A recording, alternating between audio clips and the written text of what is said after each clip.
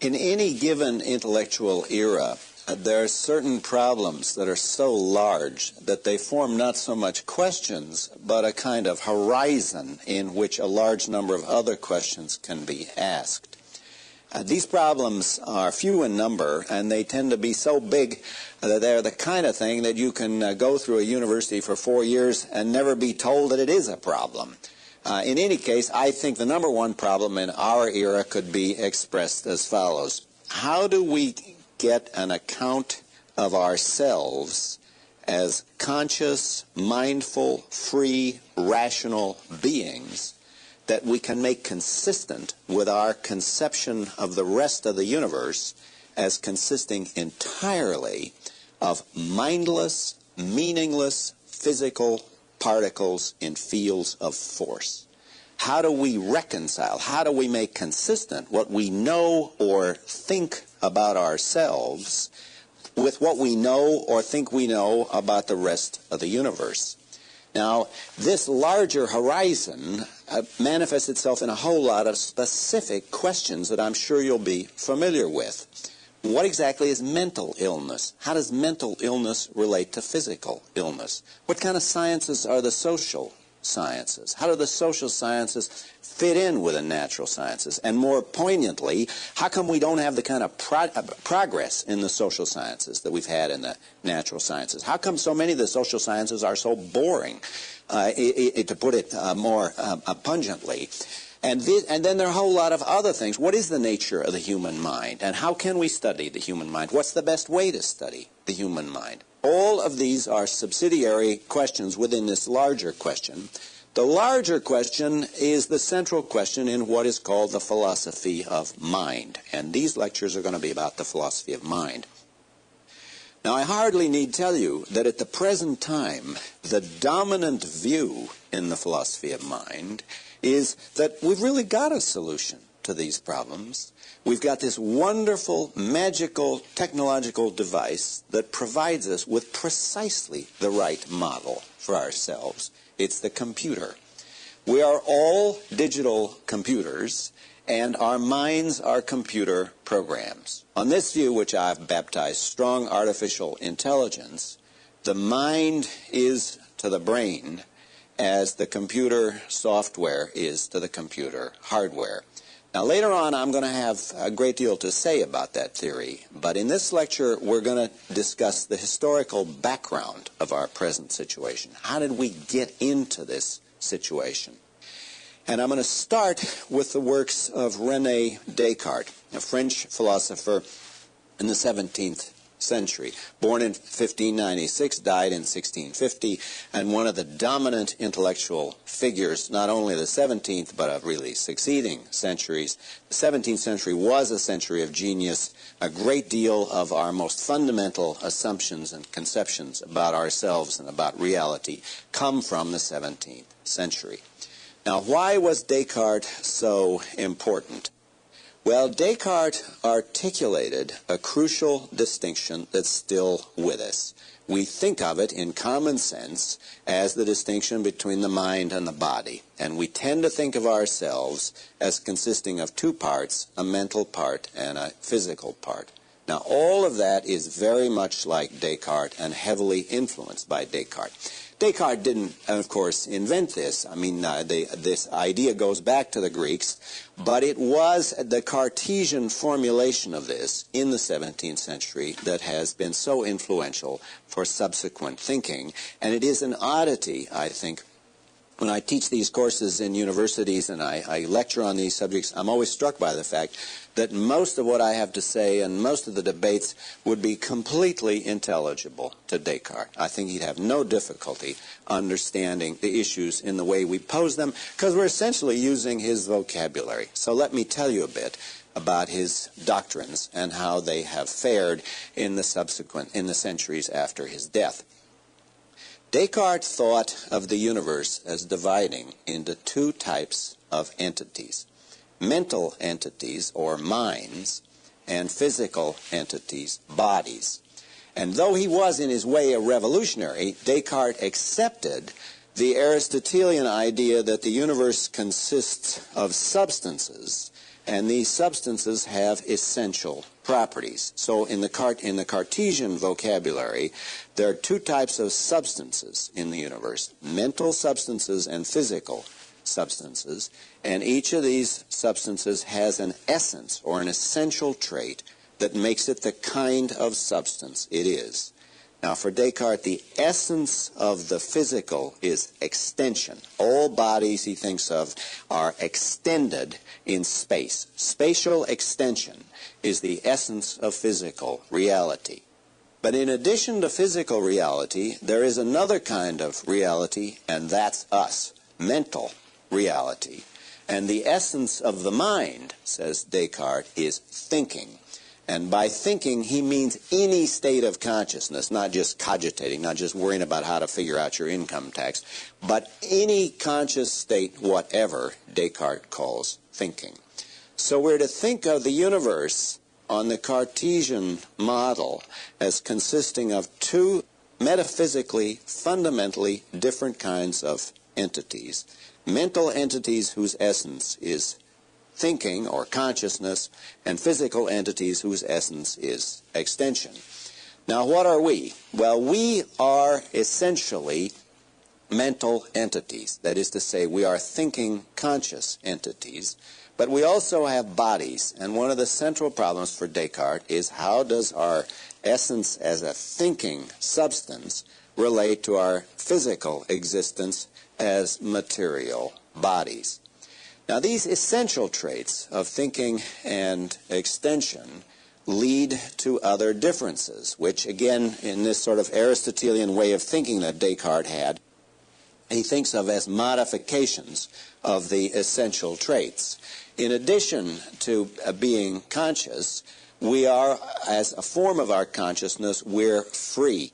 The mind is free where the body is determined. So we're to think of the body as our bodies, as our physical body, as like other physical bodies in space, entirely determined by the laws of physics.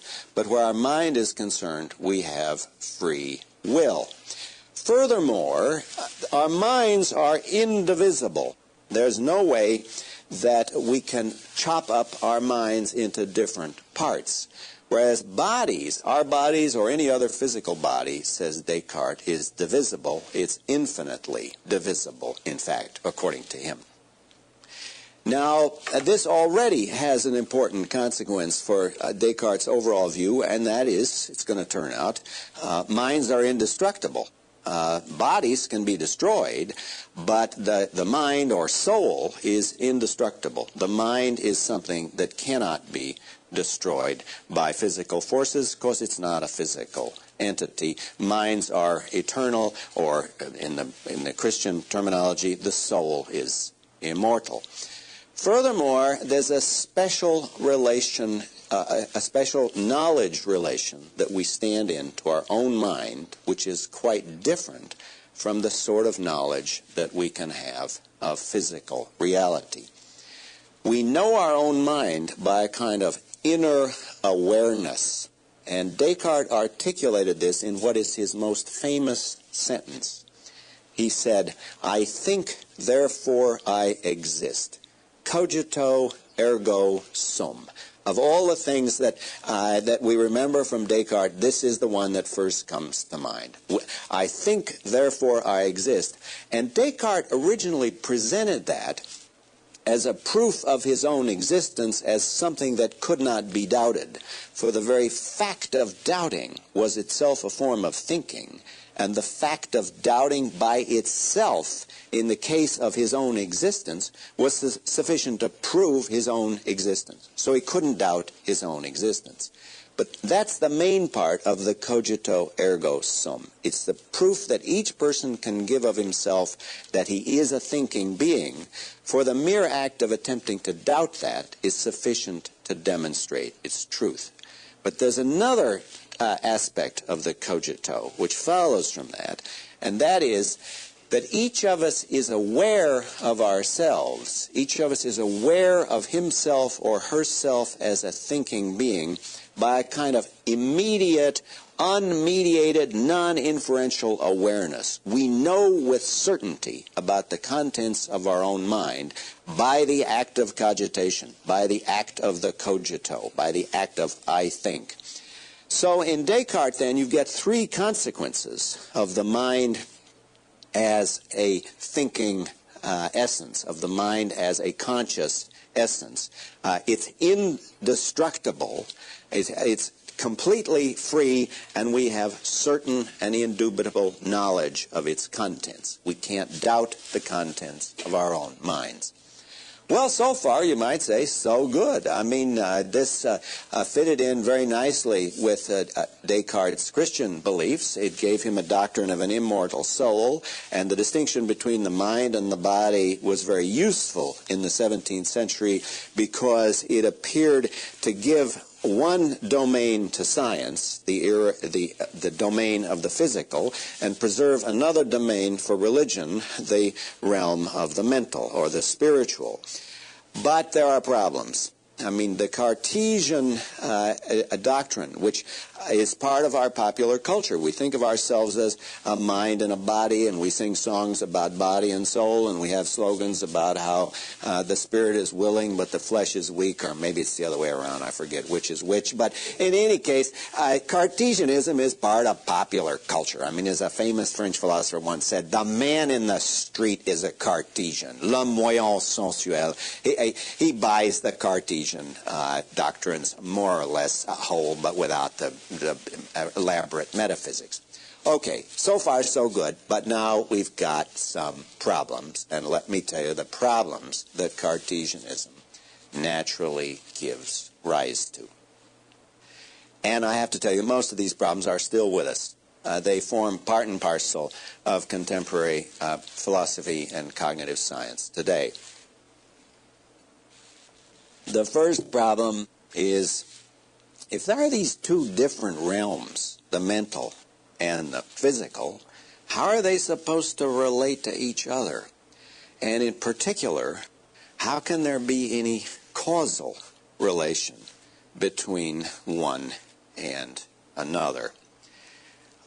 This has a certain poignancy to it because at one level, we're inclined to think if there's anything we know, it's that our own minds affect our bodies, and our bodies affect the contents of our minds.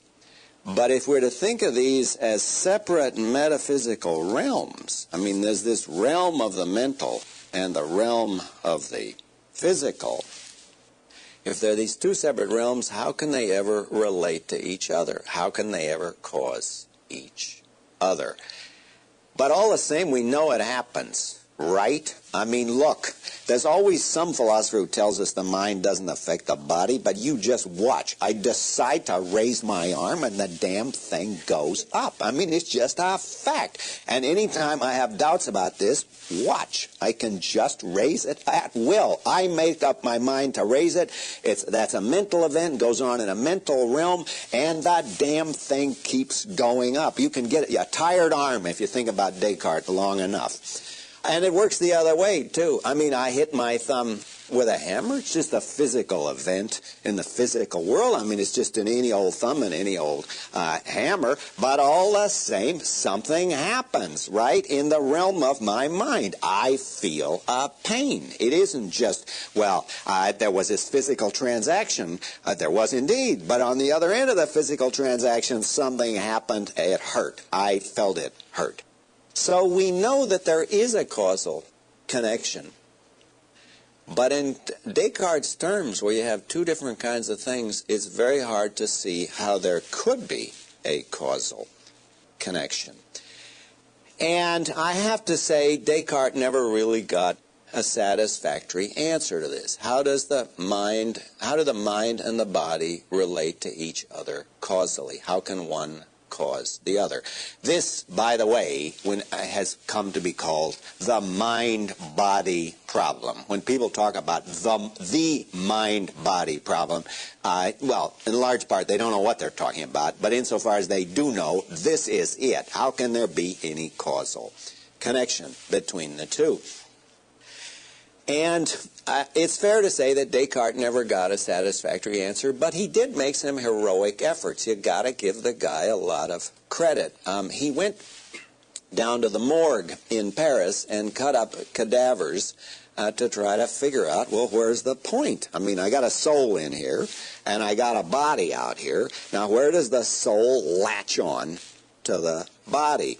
And having cut up these cadavers at the morgue, he thought it must be in the pineal gland. Now, the pineal gland is a little P-shaped job, more or less at the base of your brain. And why did he pick the pineal gland? And the answer is he picked the pineal gland because as he took the head apart, he could only find one thing which was, so to speak, by itself. Everything else was double. There are 2 eyes and 2 ears and 2 hemispheres to the brain, but the pineal gland is this single unity. And he thought, in order to account for the fact that our experiences are unified, I mean, I have them coming in from 2 eyes and 2 ears and 2 nostrils, but all the same, they're unified into a single experience. The point at which the soul attaches to the body must be a single entity. A desperate move, but you can see he had a real problem, and he tried to find a solution to it. Now, we smile a bit when we hear that the pineal gland is where the soul affects the body. But it's not so obsolete. I debated Sir John Eccles on British television, and he's a Nobel Prize-winning biologist. And Eccles says his researches show that the point where the mind affects the body must be in the supplementary motor area. I have to tell you his argument because, it reveals the depth of our Cartesian assumptions. Jack Eccles has the following experiment. You ask people to do a simple thing like this. Touch your finger with your thumb. Touch each finger with your thumb, going through a simple motor act. Start with the thumb against the little finger and then go through the other fingers. Now, if you do a PET scan, if you do a brain scan of people doing that, you get the motor cortex firing away like gangbusters. Now you tell them, don't actually do it, just think it. Think thumb against pinky, thumb against ring finger, and so on, going through. Don't actually move any fingers, but just think it. Now, what then happens is the motor cortex shuts down. The rate of firing goes down, but the supplementary motor area of the brain is still blasting away like machine guns. And that, says Eccles, shows that the point where the soul attaches to the body must be in the supplementary motor area. Now, I mention this example as the persistence of the Cartesian assumptions. Later on, I'm going to be attacking those assumptions head on. But we're all brought up on these assumptions. We're all brought up on the idea we got a mind, and the mind is somehow attached to the body, and now we got a problem for the psychologists and the physiologists and the philosophers. How do they ever connect? What's the linkage between the mind and the body? Later on, I'm going to argue we need to reject the Cartesian assumptions that give rise to that. And by the way, Descartes' followers had some interesting approaches to the mind-body problem. Some of them said, well, strictly speaking, the mind and the body cannot affect each other. Strictly speaking, what happens is there's a kind of pre-established harmony. So God has arranged the world so that when I decide to raise my arm, he raises it. And he has arranged the world so that when I hit my thumb with a hammer, God puts a pain in my thumb. So, strictly speaking, there is no causal relation. There couldn't be a causal relation, but all the same, events in one realm are the occasion for events in another realm. These guys are called occasionalists, and some of their stars are people like Goulinx and Malebranche. Goulinx had a nice analogy with clocks. He said, think of two clocks that keep exactly the same time. Now, they match each other perfectly, but there's no causal connection between them. That's how it is with the mind and the body. There's a perfect harmony. There's a perfect coordination. I mean, pathologies apart, but the coordination has to do entirely with the fact that God has arranged the world that way. It's not because there's any direct causal connection. Okay, so that's the first and, in a way, the worst problem that Descartes left us with, the mind-body problem. How can there be any connection between the mental and the physical? And just to give a hint ahead, one of the appeals of the computational model is it's got a neat solution to that. We know how the program relates to the hardware. In fact, there are lots of people within a stone's throw of where we are now who make their living relating programs to hardwares. It goes on in every major intellectual center of the United States. They're called computer programmers and electrical engineers. So it's not a mystery if you adopt the computational conception of the mind. Okay, problem number 2 for Descartes is, in a way, an extension of problem number 1. And that is, you remember, Descartes told us comfortingly, well, we've got free will. See, the mind is free. But now we wonder, well, what's the cash value of that free will if the body's completely determined? That is, if everything that happens to my body was written in the book of history when the Big Bang came, or when God created the universe, if everything that ever happens is entirely determined by the laws of nature, so that the lecture I give now, the sounds coming out of my mouth, are entirely determined by purely physical causes, then what possible cash value can there be to the doctrine of human freedom? And in the most a poignant version of this problem, the doctrine would be, essentially, minds don't make any difference to the physical world. They can't make any difference to the physical world because they're not physical. They're this sort of extra stuff tacked on. And there's a name for that view. That view is called epiphenomenalism. And the idea is that the mind, mental states, consciousness, though they do really exist, they have a kind of honest-to-John existence. They're like the froth on the wave that comes into the beach, or they're like the light reflected off the surface of the water. It doesn't really matter. It doesn't make any difference. If we were conscious froth, I mean, we're there, the froth on the wave coming into the beach, I'm sure we would be thinking, boy, it's a tough job bringing these damn waves in, and you never get a day off, and we have to haul them into the beach and then haul them back out again. But that's not how it works. I mean, the froth might have the illusion that it makes a difference to physical reality. But we who know how the world works know that the effect of the froth on the wave is trivial, marginal. And that's the doctrine of epiphenomenalism, that our minds are just a froth on the wave of physical reality. Yes, we do have minds, but they don't matter. So free will is entirely an illusion. And I think it's fair to say Descartes never got a satisfactory answer to this question either. What he says is, in the Meditations, he says, well, look, we're free when we feel ourselves to be free.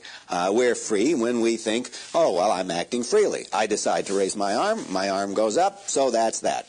But that's not much help, because what we want to know, I mean, Descartes doesn't answer this question for us, is if my arm going up is entirely determined by physical forces that were present at the creation of the universe, such that it's written in the book of history that my arm is going to go up right then and there, then it looks like my mind doesn't make any difference to the world. My mind is just going along for the ride.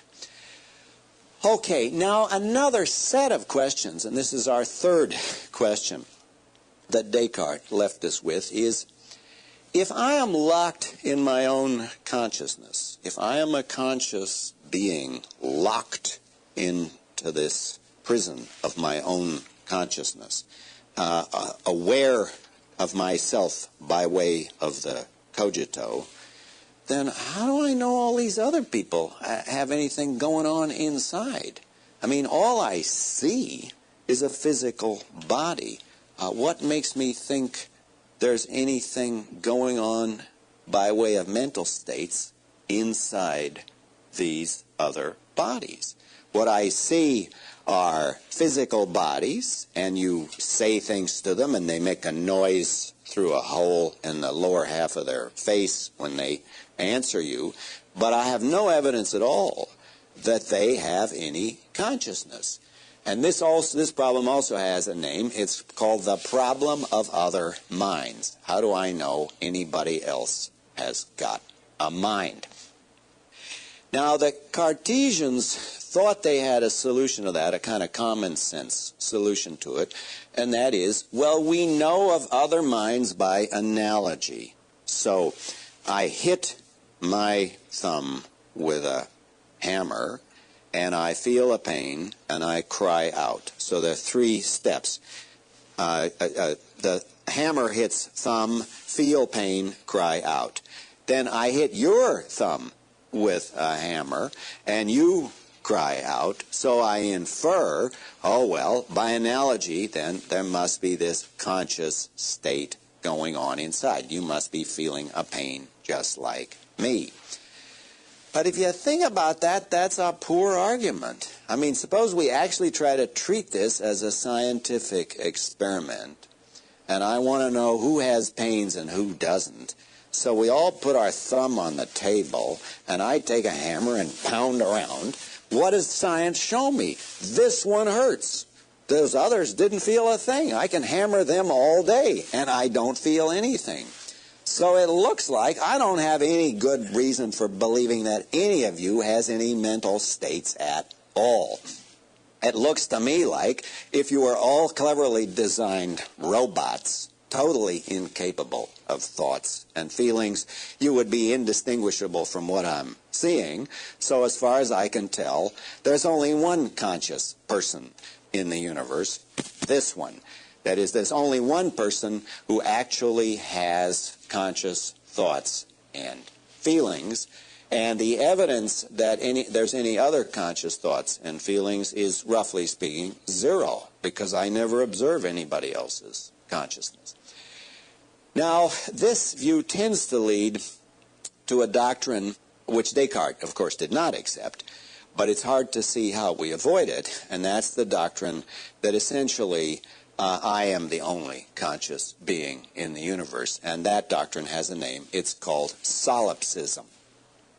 Solipsism is peculiar among philosophical theories, and that as far as I know, no famous philosopher ever held it. I mean, just about every crazy doctrine has been held by some famous genius somewhere at some time, but I can't find anybody who actually comes out and says, I am a solipsist. Now, there may be a good reason for that, because, of course, if somebody was a solipsist, no point in his bothering to tell us, because we don't exist. Solipsism is also peculiar in this respect. If you're a solipsist, I immediately refute you to my own satisfaction. That is, if you come to me and you say these words, I am a solipsist, only my conscious states exist, I don't think, well, gosh, maybe she's right. I don't think that. I know perfectly well that she's mistaken. On the other hand, my solipsism cannot be in that way refuted by me, though my solipsism is instantly refuted by you, assuming you really do exist. So there's a peculiar asymmetry in solipsism, which is not typical of philosophical views. Your solipsism is no threat to me at all. I know you're mistaken. My solipsism, on the other hand, cannot be similarly refuted by me, but can be refuted by you on the daring assumption that you really do exist. I said a minute ago that I couldn't think of any actual solipsists. Bertrand Russell reports one case. you got to be careful about Russell in these matters. But in any case, here's what he says. There was a famous logician, Christine Ladd Franklin, who was the first woman PhD in philosophy, I think the first woman PhD in the United States, and a very brilliant logician. And Christine Ladd Franklin wrote a letter to Bertrand Russell in which she said, "Dear Russell, I have become a solipsist. I am enjoying it immensely. I wonder why more people don't take it up." And this is the problem that solipsists always have. It does seem to be self-refuting. Okay, well, now we got three problems with Descartes. We got the famous mind-body problem. My students like to call it the mind-boggle problem. We've got the problem of freedom and the problem of other minds. But it gets worse, or at any rate, it doesn't get much better in the immediate future. It looks like just as we had skepticism about other minds, how do I know that other people have minds at all? So there's going to be a problem about knowledge of the external world. That is, how do I know there are material objects out there? How do I know there's a physical world out there? Because remember, on the cogito, all that I'm ever directly aware of are the contents of my own mind. All that I can ever actually directly perceive are what's going on inside my own mental space. Now, this is a peculiar doctrine of perception, and Descartes hardly bothers to argue for it because he thinks it's obvious, but I want to call your attention to how special it is. The problem of perception is how exactly do our perceptual experiences relate to reality. And Descartes takes his account as the only possible account, but I want to explain to you that there are other possible accounts. The most naive view of perception is this one that says the perceiver directly perceives an object. So there's a tripartite conception of perception. There is the perceiver, the act of perceiving, or the conscious experience of perception, and the object perceived. So if I hold up my watch, I, a perceiver, perceive the watch, and there is a conscious experience which has the watch as its object. The object of my experience is the watch, but I am directly aware of the watch itself. And that view is called realism, or perceptual realism. I like to call my version naive realism because a lot of the people who attack me on this think they're very sophisticated. So I like to emphasize the naivete of my realism. Yes, in the normal situation, if you look at an object, you just see the damned object. That's it.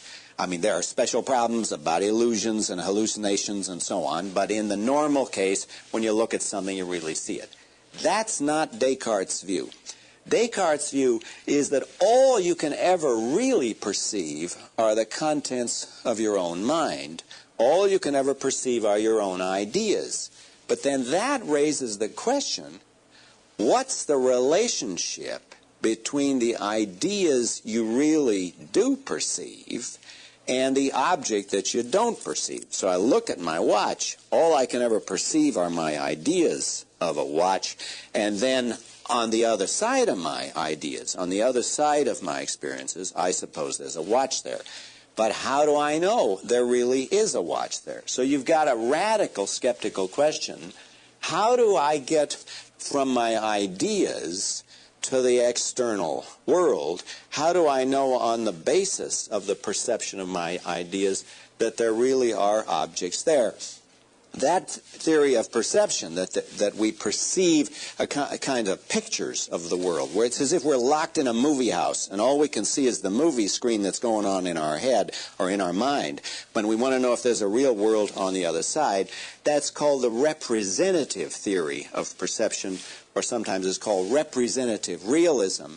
It's the doctrine that you don't perceive reality itself, you only perceive representations of reality. You perceive your own mental representations. Now, Descartes, again, I think did not have a satisfactory answer to the question, how do you get from the idea you do perceive to the object you don't perceive? What justifies you in inferring the presence of a watch when all you actually see is your own experience of the watch? Descartes' move was fairly desperate. He says, look, I've proved the existence of God already, and on the basis of the assumption that God is by definition not a deceiver, that God wouldn't lie to us, that God wouldn't systematically deceive us, then I got to assume that when I clearly and distinctly think I'm seeing a watch, then there really is a watch there. Otherwise, God would be a liar, right? Otherwise, he'd be deceiving us. Well, that's a fairly desperate move. I mean, if I've got to have God helping out in order for me to see my watch, then it does look like I haven't got a satisfactory answer to skepticism. But that was the best Descartes could do. Now, once again, I want to remind you, these issues are still with us. In a recent book by Francis Crick, a very good book called The Astonishing Hypothesis, Crick accepts pretty much a Cartesian conception. What he says is, we don't have direct awareness of objects that we see. All we actually are directly aware of is a mental representation in our heads. And sometimes he even said it's a little worse than Descartes, because he says what we actually are directly aware of, what we directly perceive, is a symbolic description. So what I really have that I'm perceiving when I look at my watch is a kind of description of my watch, and then somehow or other I've got to infer the presence of the watch from the description of it. So this idea that you don't actually see the real world, but only your own experiences, and then you've got to make an inference to the real world, that looks like it's going to create very severe skeptical problems, and it does. How do you know there's a world there? What sense does it make to say the idea which you do perceive resembles an object which is invisible? I mean, Berkeley made fun of this. Bishop Berkeley, the Irish philosopher who articulated a very influential view opposed to this called idealism, we'll get to that in a minute, said this notion of a resemblance between the idea that you perceive and the object which is invisible, that's unintelligible. It's like saying you got two cars in your garage that look exactly alike, only one is totally invisible. I mean, it can't make any sense to say you got one thing that looks like something else, only the thing that it looks like is absolutely and totally invisible, totally unacceptable, totally inaccessible to any perceptual faculty. Berkeley didn't use the example of cars, but anyway, he gives good examples like that. So the radical solution, if we think naive realism is just too naive, and we've got the representative theory that says all we can ever see are our own ideas, and then we have to infer reality on the basis of having perceived only our ideas. The radical solution is to try to get rid of the object and say, well, all there is really is just ideas. And that view also has a name. That's called idealism. And the idea then is, strictly speaking, all we're ever aware of are the contents of our own minds. But that's really what reality consists in. Reality consists in mental phenomena, in ideas, in mental entities. By the way, these are called sense data in the 20th century, but I think the old-time jargon's perfectly good.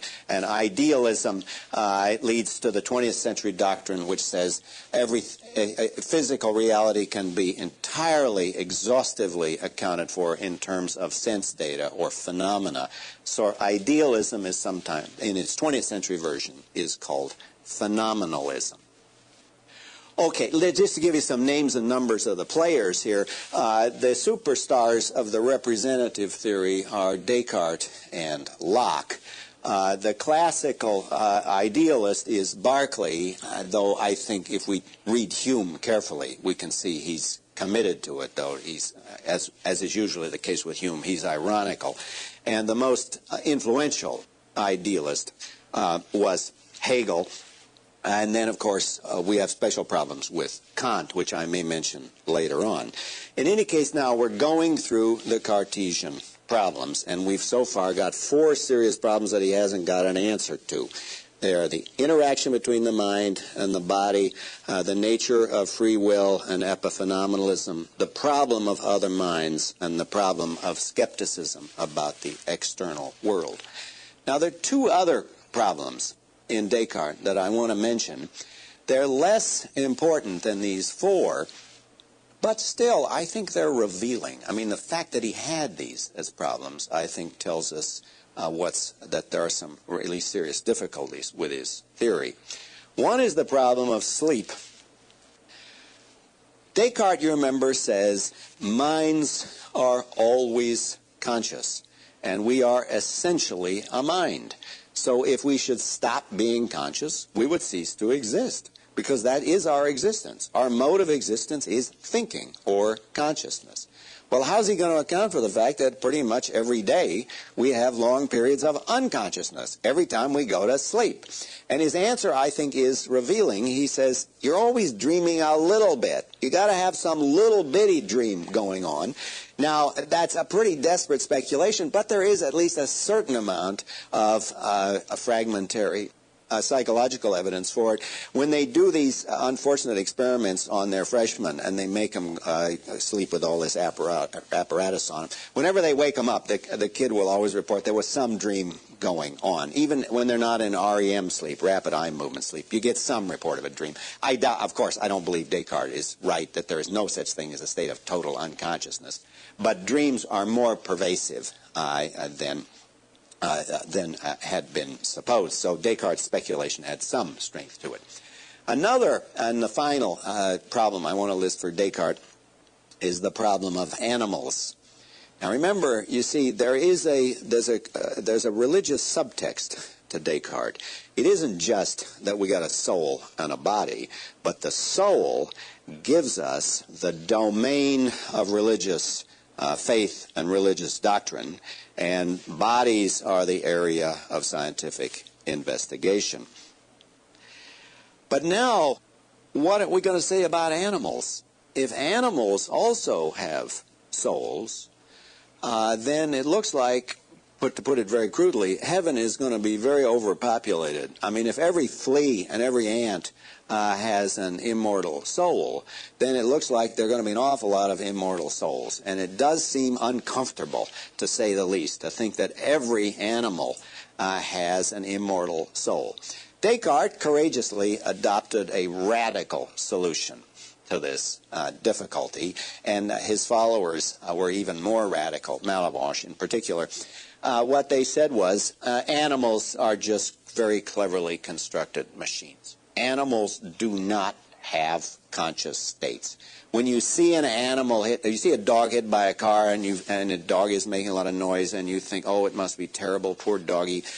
Your sympathy is wasted, say the Cartesians, because the animal has no feelings at all. It couldn't. It's just a very cleverly constructed machine. Now, Descartes wasn't dogmatic about this. He didn't say, I'm certain animals have no conscious feelings, but he thought it's pretty sure that they have no conscious feelings. They just respond like plants or stones. They respond in a complicated way, but they're like machines in that they don't literally have any conscious states. And his argument for this is also revealing and influential in subsequent philosophy. What he said is, the crucial distinction between us and animals is language. The proof that we have conscious states and animals don't is that we have language and they do not. Now, frankly, I've always thought this was a desperate and preposterous view. I mean, Descartes cannot have been a dog owner. There's always somebody who says his animals don't have consciousness, and I want to take them to my house and introduce them to my dog, Ludwig. Nobody can talk to Ludwig for more than a few minutes and still think animals are not conscious. But in any case, I would not have convinced Descartes of this point. Okay, so what have we got? Well, it looked like Descartes was wonderfully liberating. I mean, here we were after centuries of boring Aristotelianism, and medieval philosophy was a pretty dusty, scholastic enterprise. Here comes Descartes, and he liberates us. And he liberates us by giving us this separation between the mental and the physical. We're essentially conscious beings. And it looks like everybody can be happy, because the church authorities have the soul as their domain of investigation. The physicists can happily pursue their mathematical analysis of physical reality. It looks like we're going to have everything under control, but we've got problems. And I listed 6 problems that I think Descartes did not have a solution to. And it's fair to say that much of the subsequent philosophy for the 3 centuries after, 3.5 centuries after Descartes, is an attempt to come to terms with those problems. In our era, as in other eras, there's always the feeling, at last we have the solution. At last we've got it. And in subsequent lectures, I will be telling you to what extent maybe we've made some progress and to what extent we're still in very deep trouble.